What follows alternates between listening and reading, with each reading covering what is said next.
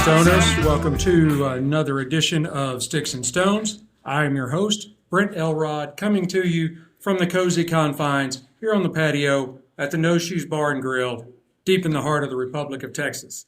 I have a wonderful show for you today. I am pairing a punch signature with Still Austin Straight Bourbon.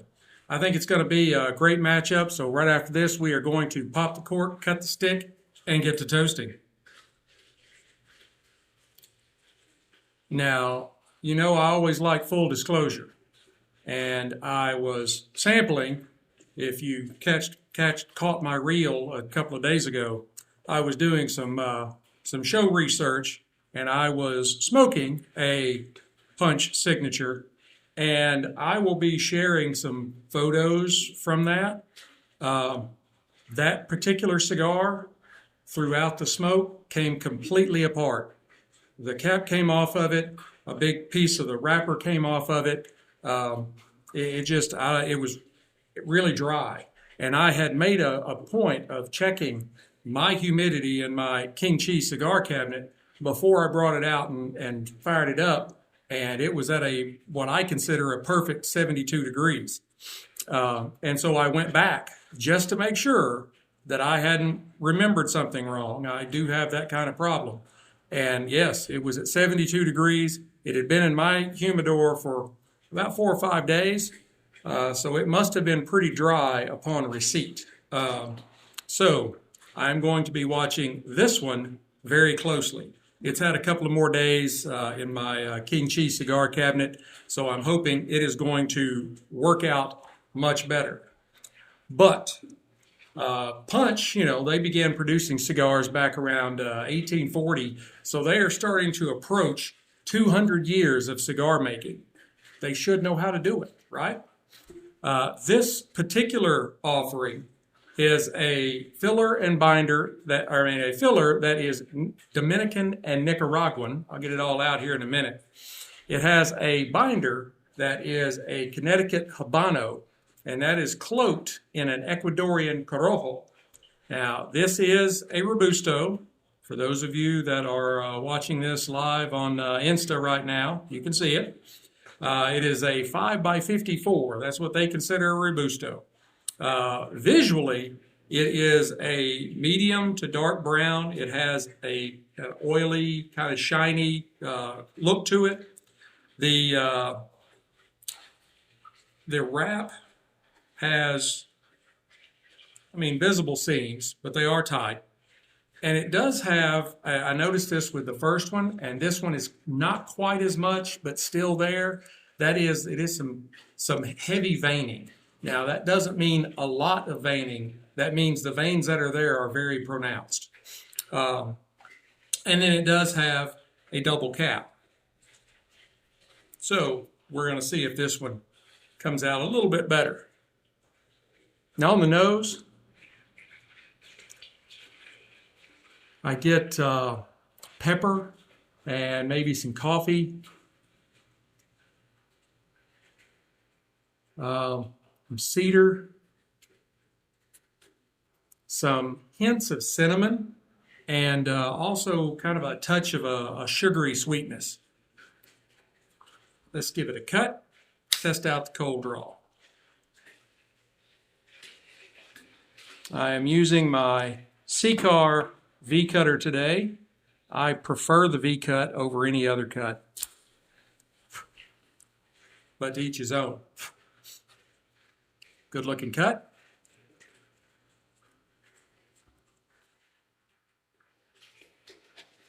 That's got a really gentle draw to it.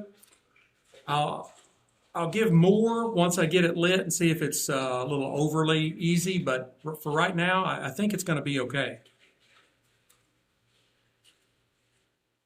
On the cold draw, I get predominantly leather and cedar, but I'm also getting a little bit of a kind of a peppery spiciness, kind of along the lines of a cayenne pepper, and maybe just a hint of like some dried raisins or something along those lines.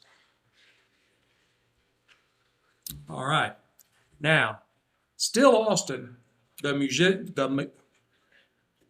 going to get it out in just a second. The musician is it's from the Still Austin Whiskey Company. I swear I have not been drinking today. I have not.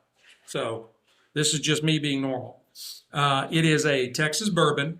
The Texas whiskey industry is still relatively in its infancy, having not officially existed until the early 2000s. So compared to some of the Scotch and Irish distilleries that even go back as far as like the 1600s, these are still babies.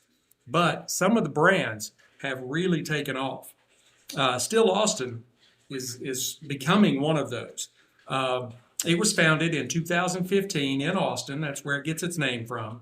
And they released the Musician Straight Bourbon in 2020. Now, Nancy Fraley is their master blender, and she was the mastermind behind the Joseph Magnus cigar blend, as well as many other whiskeys across the industry. So she brings some clout to this particular offering. They use it's called a slow water reduction process, where water is slowly added to the barrel during the aging process, and they claim that this process allows the alcohol to extract more of the rich tannins, or think like woodiness, while the water itself tends to pull more of the caramelized sugar from the char. Now, this technique allows the blender to fine-tune these flavor combinations by reducing the barrel proof slowly. Speaking of proof, this is a 49.24 proof, percent alcohol by volume, 98.4 proof. Its mash bill is 70% white corn, 25% rye, and 5% malted barley, and all of those grains are sourced right here in Texas. Now, it's aged at least 2 years, but this is technically a non-age statement whiskey. Let's go ahead and glass up some.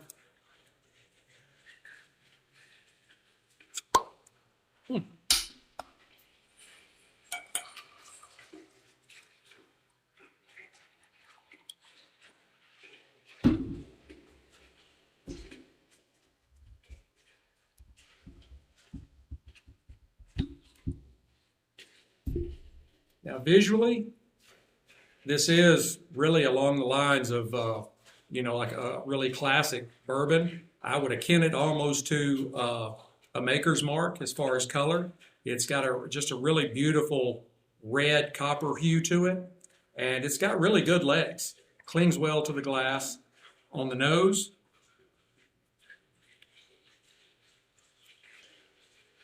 I get like a baking pie crust. I get caramel. There's a little bit of spice to it. Something along the lines of like cornmeal. There's a good graininess to it on the nose with some vanilla. And some baking spices. And then rounded out with some oak and possibly a little bit of peanut. Now, on the tongue, sorry, that may have came out wrong.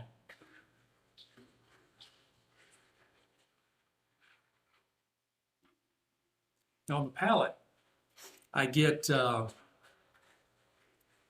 quite a bit of sweetness. Of course, it is a high corn content, and the more corn that's in it, the sweeter it's going to be.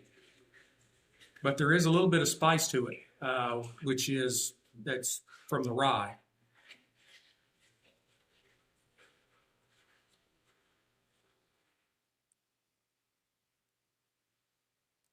I get something along the lines of like a marmalade, not just like a regular jelly, but that next step up.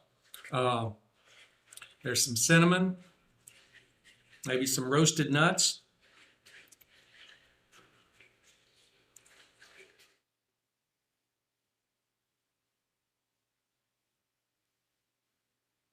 Um,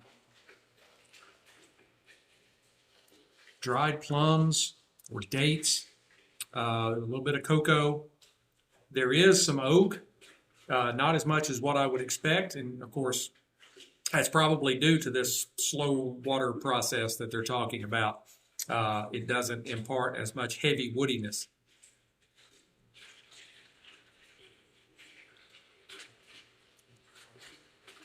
And I think I'm even really picking up some bananas too.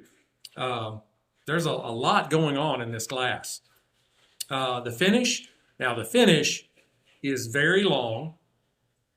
There is uh, a medium alcohol burn. Um, it was really a little higher than I expected. Consider this is under 100 proof, so it had some burn to it to be under 100, but very manageable. Um, and you get some notes of honey blended with oak, cinnamon, maybe even some cloves, and then there's just a touch of kind of a mocha, all kind of underneath all of that. This is a very complex whiskey. I'm really surprised. Uh, I mean, I had good hopes for this, but so far it's really turning out to be better than I hoped for. So let's go ahead and light up our stick and see how it's going to do for us. Using my Rocky Patel 5 torch,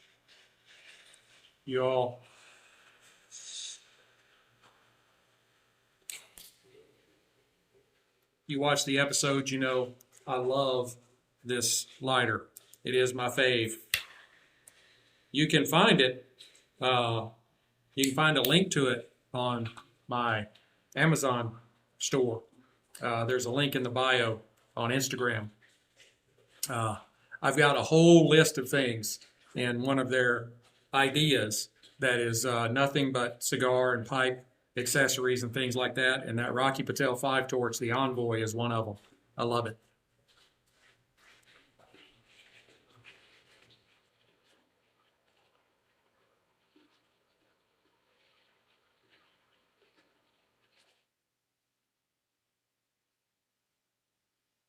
Really good smoke production.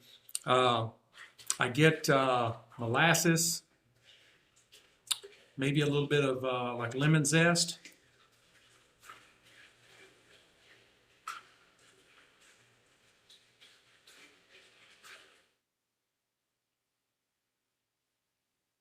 Some sweet tobacco, some cedar. There is a little bit of pepper spiciness to it, and maybe just a hint of kind of a mixed berries, not any one particular berry.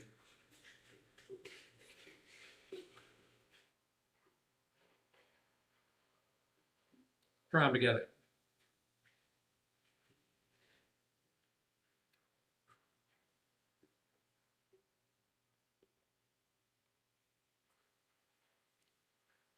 Those do go really well together. I'm I'm really pleased. I always love that effect. I love the smoke hanging in the glass. All right, I'm going to go ahead and burn this down to the halfway point, and then I will come back and give you an update. For those of you on Instagram, I have to say I do, and you can see the rest of the review hear the rest of the review when the audio comes out in a couple of days. Y'all have a great Labor Day weekend.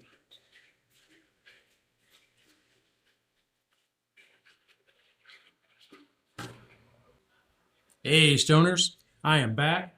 Here at the half, the stick is offering up some more citrus. I know I said lemon zest earlier. It's really kind of moved into a little more of a broad range citrus than just lemon. There's a kind of a smokiness to it. It is burning. A cedar and leather, and there's kind of a spice forward with chocolate and coffee and kind of a creaminess and support in the background. The Still Austin is delicious. Like I said, it does have a fairly significant amount of burn to be under 100 proof, but it is very manageable, and the flavor profile is excellent.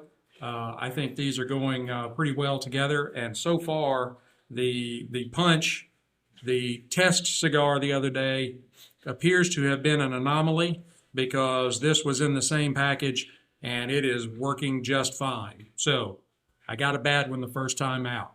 I'm going to go ahead and burn this down the rest of the way, and then I will come back and give you my final thoughts. Hey, Stoners. I am back. We are down to the band, and the glass is empty. The palate elements of creaminess and chocolate and coffee, citrus, all of that kind of stuff, they stayed consistent through the last half, but they did kind of ramp up quite a bit.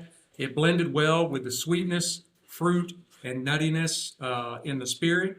Before I even lit it up, I was ready to write this stick off after what happened in my test smoke a couple of days ago. But this turned out to be an excellent stick, and it went very well with the Still Austin, the musician. And I believe this stick helped redeem the cigar for me. I would give, still taking into consideration the way that cigar came apart, and it was sealed in the same, it was a 5-pack, and it was sealed in the same package. So given the way it just exploded on me, I have to, deduct some points for that. But it was a really good cigar. I would give it I was going to give it an 80. I think I'd probably maybe up that to about an 85. Punch is one of the most well-known cigars on the planet, and I've smoked a lot of Punch cigars over the last 20 years, and I'd never had one do that. So but I do have to try it and be equitable here. Be not say, well, it's Punch, so I'm just going to say, oh, it's no problem. It was, but anyway. The spirit was extremely good. I think the only thing that might do this spirit even better is if instead of the minimum 2 years of aging, bump that on up to about 3 to 5. Give it a little more age and allow it to kind of mellow out just a little bit more. Maybe kind of take away some of that alcohol burn, and it would be an awesome dram. I think it could develop a little more with some more aging. I would give it an 88 Whiskey-Stones. I think it was really good.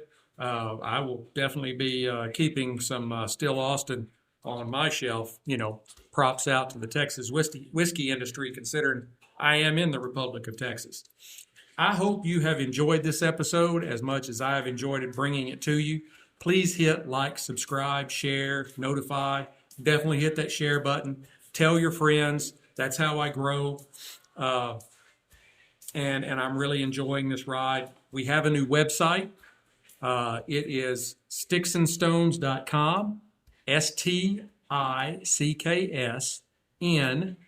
just the letter, Stones, STONEZ.com. It's very easy. Sticks-n-Stonez.com. All small letters, no hyphens, anything, nothing like that.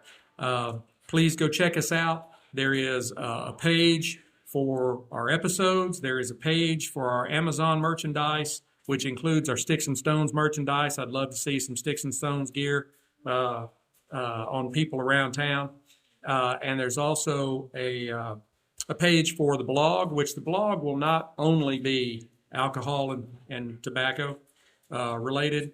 I will have other stuff on there as well, things that I just write about. But you will also find alcohol and cigars there too. So definitely check that out. Until we get to be together again, keep your sticks dry, your stones cold, and have a great day.